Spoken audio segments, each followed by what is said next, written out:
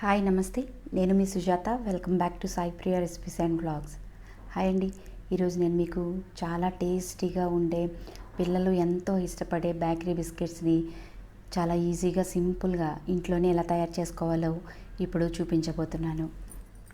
ఇవి చేసుకోవటానికి ముందుగా ఇలా ఒక బౌల్ తీసుకుని ఈ బౌల్ పైన ఒక జల్లెండి ఉంచుకోవాలి. ఈ జల్లెడలోని 2 గ్లాసులు లేదా 2 కప్పుల మైదా వేసుకుని బాగా జల్లించుకోవాలి.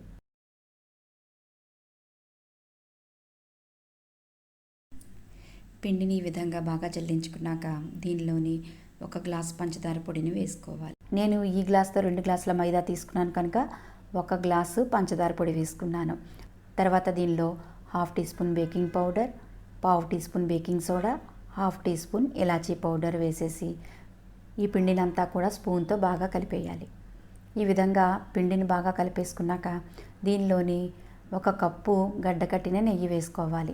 నేను ఇలా గడ్డ కట్టడానికి నెయ్యిని ఈ గ్లాస్లో వేసుకుని ఒక అరగంట పాటు ఫ్రిడ్జ్లో పెట్టుకున్నాను అనమాట. మీకు కనుక గడ్డకట్టే నెయ్యి లేకపోతే ఇలా ఫ్రిడ్జ్లో పెట్టుకుని వాడుకోవచ్చు. మీరు నెయ్యి అనేది ఇలా గడ్డకట్టింది మాత్రమే వాడండి.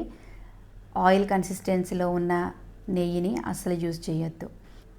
ఈ విధంగా నెయ్యిని పిండిలో కొద్ది కొద్దిగా వేసుకుంటూ చపాతీ ముద్దలాగా కలుపుకోవాలన్నమాట. ఇక్కడ మీకు నేను చెప్పిన కొలత అంతా కూడా చాలా పర్ఫెక్ట్గా ఉంటుంది. ఎగ్జాక్ట్గా 2 గ్లాసుల మైదా, 1 గ్లాస్ పంచదార పొడికి గ్లాసు నెయ్యి కరెక్ట్గా సరిపోతుంది. ఈ విధంగా పిండిని కొద్ది కొద్దిగా నెయ్యి వేసి బాగా కలిపేసుకోవాలన్నమాట. ఈ విధంగా చపాతీ ముద్దలా వచ్చేంత వరకు కలిపేసుకున్నాం కదా. ఇప్పుడు ఈ చపాతీ డోలో నుంచి చిన్న చిన్న ఉండల్ని తీసుకొని రౌండ్ బాల్స్ లాగా చేసుకోవాలి. ఇలా సర్కిల్గా రౌండ్గా ఉండే బాల్స్ లాగా చేసుకున్నాక దీనిని చేత్తో లైట్గా ప్రెస్ చేయండి. పల్చగా అసలు ఒత్తుకోవద్దు, జస్ట్ ఇలాగా ప్రెస్ చేస్తే సరిపోతుందన్నమాట. ఈ విధంగా ప్రెస్ చేసాం కదా. ఇలా ప్రెస్ చేసిన తర్వాత వీటన్నిటిని ఒక పక్కన ఉంచుకొని ఇటువంటి ఒక ప్యాన్ కానీ లేదంటే మీ దగ్గర స్టీల్ ప్లేట్స్ ఉంటాయి కదా, స్టీల్ ప్లేట్స్ అయినా సరే పర్వాలేదు.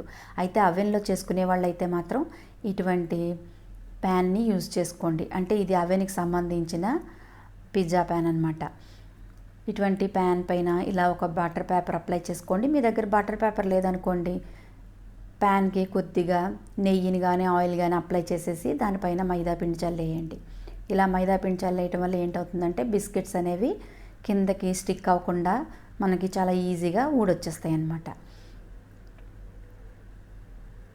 ఈ విధంగా మనం తయారు చేసుకున్న బిస్కెట్స్ అన్నీ కూడా ఈ ప్యాన్లోని సర్దేసుకోవాలి. అయితే బిస్కెట్కి మధ్యన 1/2 ఇంచ్ గ్యాప్ అనేది ఉండేలా చూసుకోండి. ఎందుకంటే ఇవి కుక్ అయినప్పుడు కొంచెం మనకి సైజ్ అనేది పెద్దగా అవుతుంది.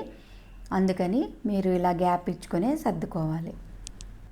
ఇప్పుడు అవన్నీ 180 డిగ్రీస్ దగ్గర ప్రీహీట్ చేసుకొని 15 మినిట్స్ పాటు బేక్ చేసుకుంటే బిస్కెట్స్ అనేవి పర్ఫెక్ట్గా బేక్ అయి ఉంటాయి. చూసారు కదా ఎంత చక్కగా పర్ఫెక్ట్గా వచ్చాయో బిస్కెట్స్. అడుగున ఇలా లైట్గా బ్రౌన్ కలర్లో వచ్చేసినాయి అంటే మీరు బిస్కెట్స్ని చెక్ చేసుకొని తీసేయచ్చు.